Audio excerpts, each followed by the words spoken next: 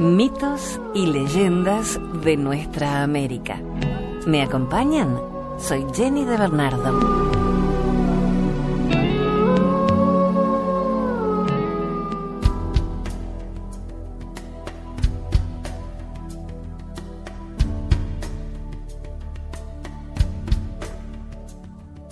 Príncipe es una leyenda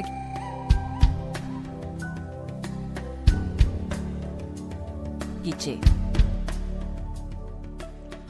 Había una vez en el reino de Tsutuá, Agua o Fuente Florida, región de las tierras altas del sureste de Guatemala, una princesa tan perfectamente hermosa que su padre, el señor Exbalam, Tigre Negro, al nacer le había llamado Maxtzil, milagrosa, maravillosa. Maxtzil poseía oro y chalchuhuites, cuentas de ámbar y turquesa, esclavas y mantas finas, ricos maizales, caza y flores, cacao y pellones de pluma. Y como si fuera poco, tanta riqueza, aquella princesa además poseía jardines hermosos y lagos quietos, olorosos huertos y pajareras con las más raras aves en color y trino. Maxtzil era dichosa, muy dichosa. Pero un día llegó hasta la sala principal del palacio del señor Exbalam un joven Mecatecatl, el señor del cordel, músico, que lucía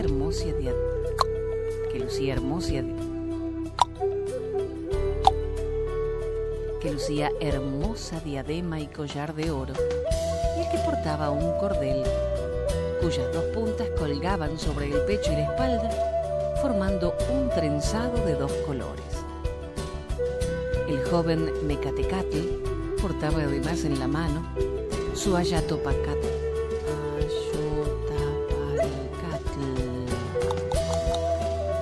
Su Ayotapacatl, concha de tortuga, porque él era un delicado trovador que había estudiado en el Mecatlán, en el lugar de los músicos. Además había recorrido muchos reinos llevando sus cantos y sus poesías que hablaban de flores monstruosas y pájaros misteriosos, de grandes batallas e incontenibles amores, de dioses místicos y castigos crueles. Era un trovador nacido para cantar y soñar. Opichén, aroma del pozo, se llamaba así aquel apuesto joven, el cual le contó a la joven Maxtzil que en sus largas correrías de trovador había llegado hasta el palacio de una preciosa niña maya, la cual, por la palidez de su rostro y el color de amanecer de su piel, se llamaba Ixchel Luna. Maxtzil, curiosa, pidió más noticias de su rival en belleza, preguntando si tenía muchas joyas, si usaba esencias aromadas para su cutis, si tenía los ojos muy negros como la noche, si su cabello era largo y sedoso, y si sus jardines eran tan hermosos como los suyos. Opichén satisfizo su curiosidad de princesa mimada, acabando por hablarle del gran tesoro que la niña poseía. Tesoro consistente en un hermoso kuk, un quetzal, amaestrado, que tomaba su alimento en la mano de la niña pálida y siempre iba prendido al hombro de su querida dueña. ¿Un quetzal?, interrogó asombrada la princesa de Tutsuha. Yo sé, porque se lo he ido a repetir a los nahuinos chic, sabios magos o adivinos en quiché, de que esa ave es sagrada y nunca acepta el cautiverio, pues muere de tristeza al verse separada de sus amados bosques. ¿Cómo es posible tal cosa? Yo he visto con estos ojos que se han de convertir en polvo al quetzal de la princesa Ixchel. Maxtzil ya no tuvo reposo. Por noches y días se la vio melancólica y silenciosa, y fueron vanos todos los esfuerzos del señor Exbalam para devolverle la alegría. Una noche de tormenta, Maxtzil decidió ir a los lejanos bosques más allá de Tsutuá, más allá de Tsutuha en busca del príncipe Quetzal. Por días y semanas caminó en dirección de las ciudades sagradas mayas hasta llegar al corazón de los bosques sagrados de Chiapas en busca de los Zulú, los diablillos que aparecían junto a los ríos y curaban con el agua todo mal de amores. Así Matzil llegó al reino de Uviñaquín Uyub.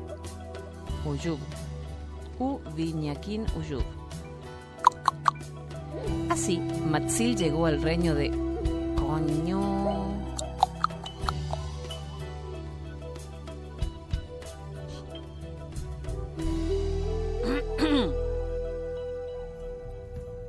Así Matzil llegó al reino de Uviñaquín Uyub, el hombrecillo de los bosques, guardián o genio de los bosques, quien al verla tan hermosa y tan niña, accedió ante su ruego a guiarla a través del bosque hasta el misterioso rincón donde habitaban los Zulú.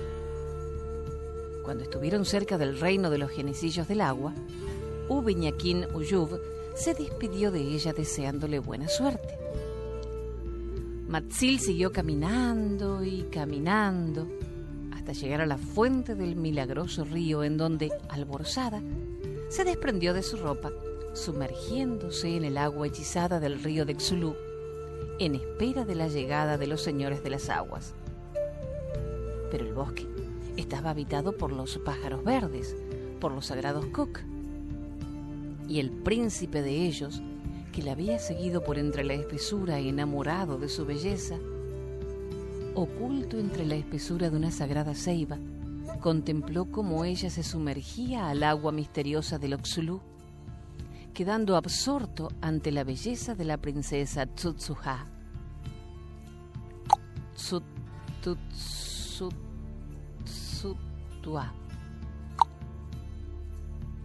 De la princesa Tsutsuha, y ansioso de las caricias de sus bellas manos, dejó la alta rama posándose sobre el hombro desnudo de Matzil. La princesa, sorprendida de la belleza y esplendor del pájaro de la cauda verde, le pidió que se alejara de su lado, pues necesitaba dejar las aguas milagrosas y cubrir su desnudez con sus ropas, por lo que el Quetzal, después de besarle los labios rojos, huyó al corazón del bosque.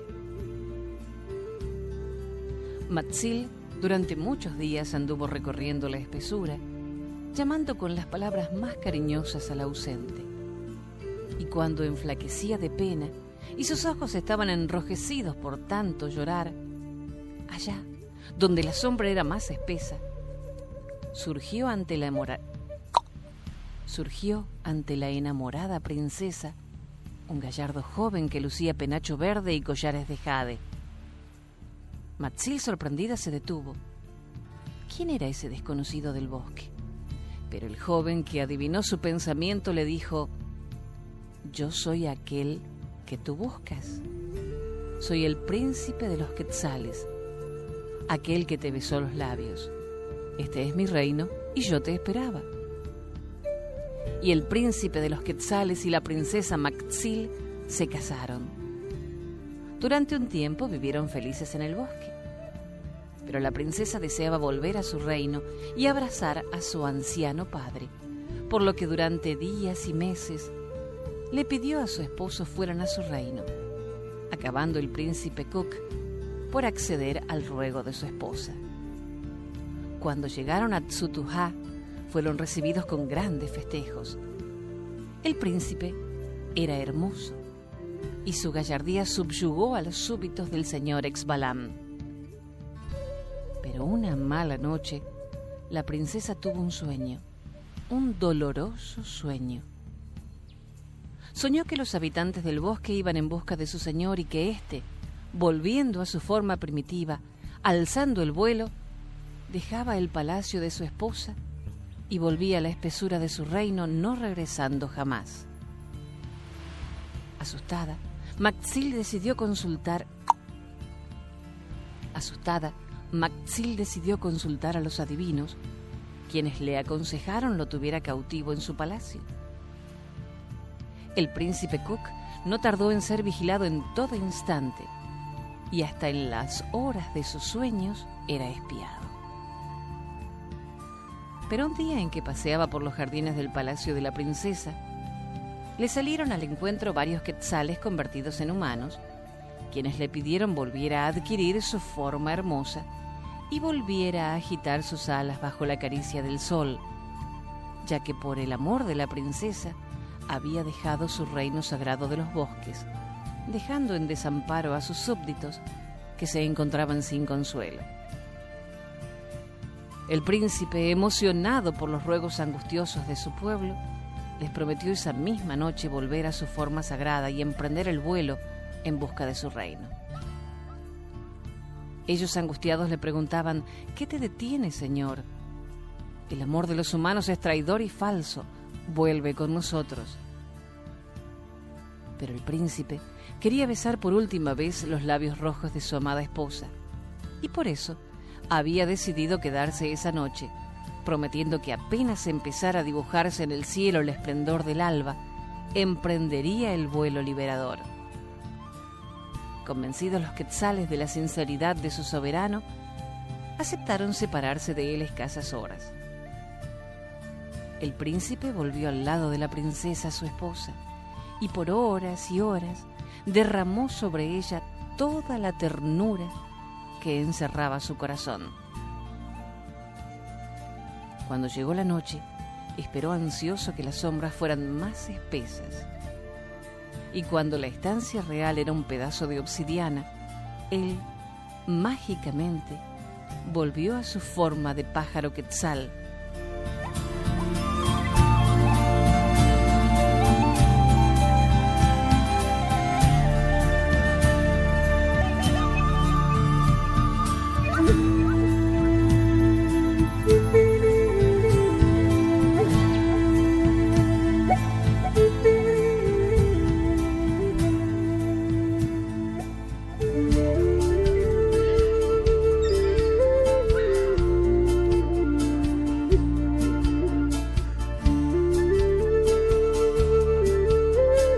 La flor del cardón.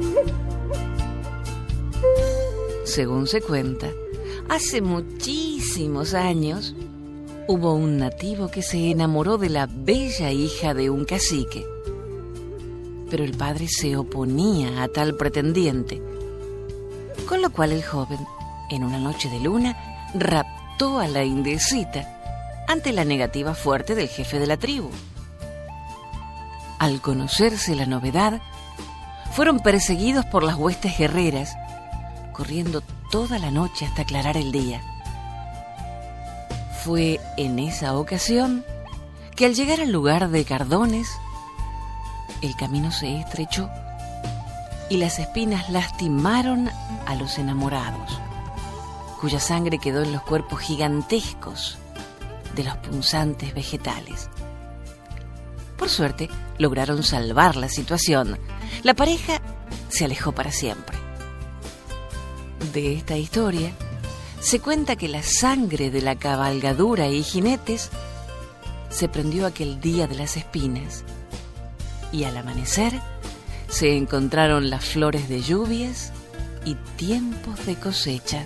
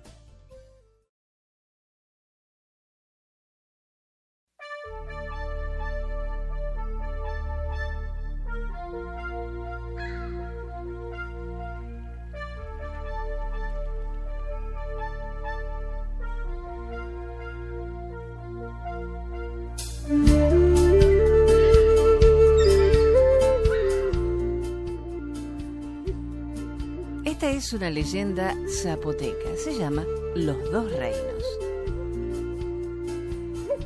En Tehuantepec, Cerro de los Tigres, vivían dos hermanos. Uno se llamaba Biisu, abeja, y el mayor, Kie, piedra. Los dos hermanos eran huérfanos, pero mientras el mayor era ocioso y despreocupado de sus dioses, el menor, en cambio, trabajaba todo el día bajo el sol de fuego en las sementeras. Biisu, además, era un gran devoto del dios Pitao-Kokobi, protector de la abundancia, la primavera y los renuevos, como dios de las sementeras. Una vez, al acercarse la fiesta de las siembras, celebración de cada año, Biisu pidió a su hermano le acompañara a organizarla, recibiendo la contestación de que él no tenía tiempo para esas cosas, pues su salud estaba muy mermada. El hermano menor nada dijo, y sin volver a molestar a su hermano, lo hizo todo él. Así llegó el día tan ansiado para el trabajador del campo.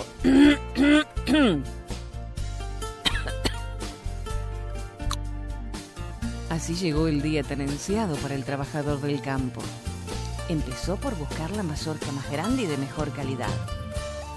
Seleccionada ya, no tardaron los invitados de Biisu en recibirla con grandes aplausos, asegurando que en ella asistía el dios que por tanto tiempo les había proporcionado el sustento, acabando por rendirle culto con muchos sahumerios, colocándola sobre un altar, alrededor del cual comenzaron los cantos y bailes.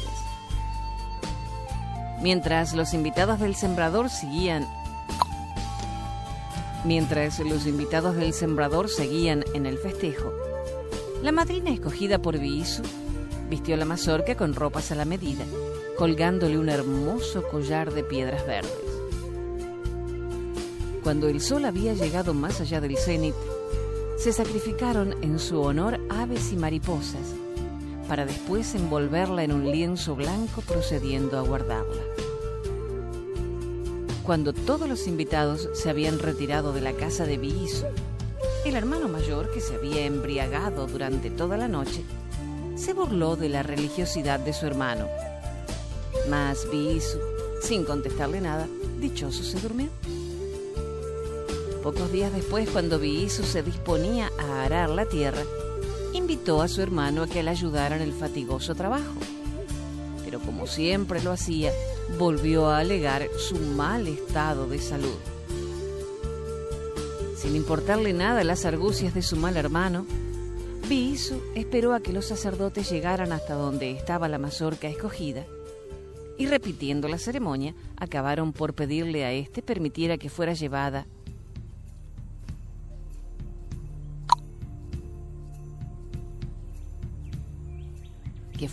destinada a guarda de la milpa.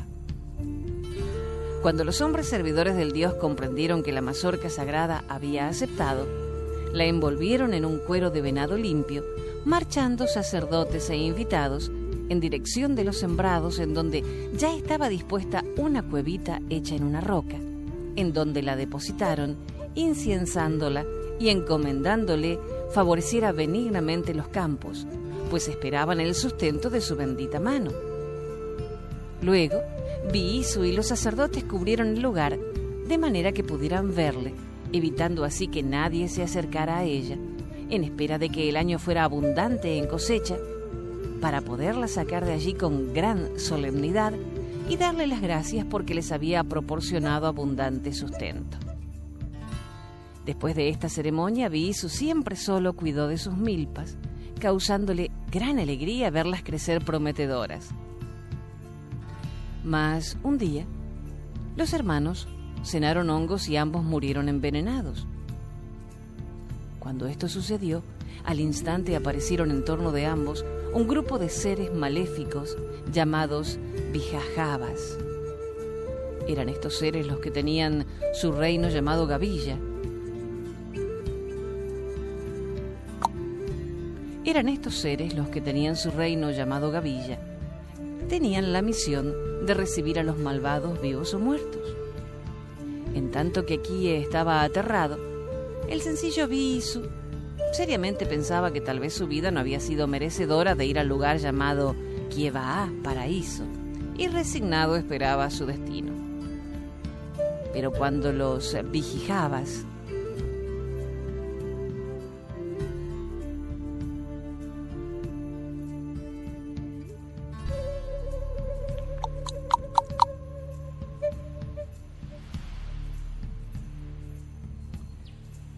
Cuando esto sucedió, al instante aparecieron en torno de ambos un grupo de seres maléficos llamados Bijijabas. Estos seres tenían un reino llamado Gavilla y eran los que tenían la misión de recibir a los malvados, vivos o muertos. En tanto que Kie estaba aterrado, el sencillo Bisu seriamente pensaba que tal vez su vida no...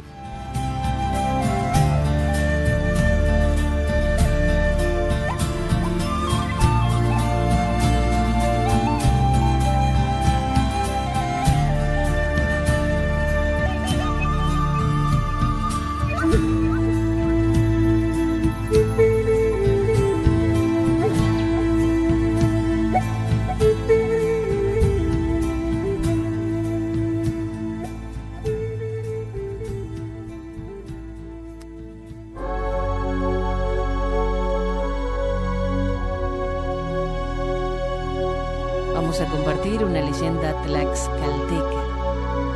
Matlacueyatl, falda azul. Matlacueyatl, falda azul, que vivía en lo alto de la montaña, tenía una hija llamada Atlihuetzia. Atlihuetzia era una joven bella que siempre gustaba de bajar a las barrancas y bañarse en las hermosas cascadas que bajaban de lo alto de las montañas. Muchas veces su madre le había dicho: no vayas, Atlihuetzia, hija mía, a la cascada. Yo he sorprendido a los chanes deslizándose por el agua desde lo alto. ¿Desde lo alto?, preguntaba la azorada joven que trenzaba flores para su cabello. Yo los he visto, son traviesos y chiquitos. Parecen niños retozones, pero dicen que son crueles y gustan aprisionar a los seres que los sorprenden. No vuelvas a la cascada. Pero madre, dijo la joven, me encanta ir hasta ella porque me gusta contemplar su majestuosa belleza. Los chanes, si te llegan a sorprender, son capaces de llevarte a sus dominios, de los que nadie podrá librarte. Y dime, madre, ¿son feos? Nada de eso, hija mía, ni feos ni tristes. Son juguetones, muy juguetones. Y cuando se cansan de sus algazaras y de sus risas, se sumergen en el agua. Hija, no vuelvas a la cascada. Atlihuetzia guardó silencio. ¿Cómo podía prometer tal cosa si a ella el embrujo del agua le proporcionaba grato placer?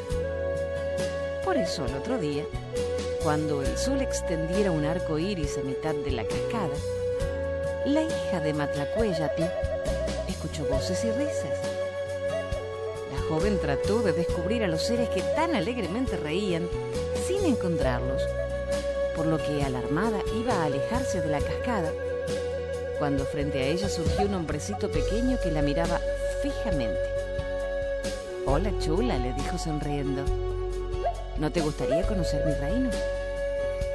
Atlihuetzia, asombrada, le contempló. Era un pícaro hombrecillo que en jarra las manos le sonreía. Y como viera que la joven asustada huía, rió a carcajadas. Otro día, que la joven hija de Matlacueyatl cortaba flores, oyó que desde lo alto de un picacho le decían: «Adiós, mi vida». Atlihuetzia, al reconocer aquella voz tan alegre, dejó las flores y volvió apresuradamente al lado de su madre, a quien le confió que el espíritu de las aguas la perseguía. Matlacueyatl le aconsejó: «No te importe que te diga frases bonitas. Lo que debes hacer es evitar que te convenza que visites su casa debajo del agua». «No te preocupes, madre. Eso no sucederá», aseguraba la joven. Pero una tarde calurosa, Atlihuetzia buscó la sombra de un árbol para con toda tranquilidad peinar su hermoso cabello negro. Con verdadero placer peinaba sus crenchas, cuando cerca de ella escuchó la voz del hombrecillo del agua. ¿Te peino, hermosa? La joven volvió el rostro sorprendido y descubrió que sobre una añosa raíz estaba acostado el Chan, quien le sonreía. Atlihuetzia, sin dejarse de peinar, también sonrió. Vaya, vaya, ya empezamos a ser amigos. Es verdad, amigos. ¿Desde cuándo deberíamos de haberlo sido? Es que me dabas miedo. ¿Miedo por qué? Porque vives en el agua y yo en la montaña. ¿Y eso qué? No somos iguales. Solo en tamaño, chula, solo en tamaño. Puede que tengas razón. Mañana irás a bañarte al pie de la cascada, siempre que tú no estés allí. Te prometo esconderme. ¿En verdad lo prometes? Prometido. Después de ese día, no pocas veces, Atlihuetzia iba al pie de la cascada para presenciar los juegos de los chanes. Y cómo se divertía cuando les miraba deslizarse desde lo alto de la cascada y caer en lo profundo riendo a carcajadas. Otras veces, Atlihuetzia, confiada en que su amigo el Chan andaba lejos, se atrevía a bañarse al pie de la cascada. Un día que así lo hizo, al salir del agua buscando su ropa, oyó la voz tan conocida que le decía: «La ropa está tras los árboles, se estaba mojando». «¿Por qué me la escondiste? Ahora, tráemela. Esas son travesuras tuyas». «Ven por ella, tengo los párpados cerrados». Atlihuetzia, confiada en la seriedad del genio del agua, fue a donde estaba su ropa y después de vestirse, le dijo adiós al Chan, regresando al lado de su madre. Matlacueyatl, que siempre se alarmaba por las largas ausencias de su hija, volvió a insistir en que no fuera a bañarse al pie de la cascada porque los chanes podían robarla. Pero la joven, subyugada por lo hermoso y tranquilo del lugar, siguió bañándose en sus aguas. Un día, Matlacueyatl se alarmó por la ausencia de su hija. Ya estaba anocheciendo y la joven no regresaba, por lo que la madre, alarmada, se dio a buscarla por toda la montaña sin encontrarla. 2 días de angustia vivió la señora de la falda azul y fue hasta el tercero en que solo encontró, oculta entre la maleza que bordeaba la orilla de la cascada, la ropa de Atlihuetzia. Matlacueyatl lo comprendió todo. Su hija jamás volvería a su lado porque había quedado prisionera para siempre de los chanes de la cascada. Y desde aquel entonces, la cascada luce su majestuosa belleza, no faltando quien asegure haber sorprendido en horas de paz y noches de luna los juegos infantiles de la bella hija de Matlacueyatl con los chanes. Por eso lleva el nombre de Atlihuetzia, la cascada de la montaña Matlacueyatl.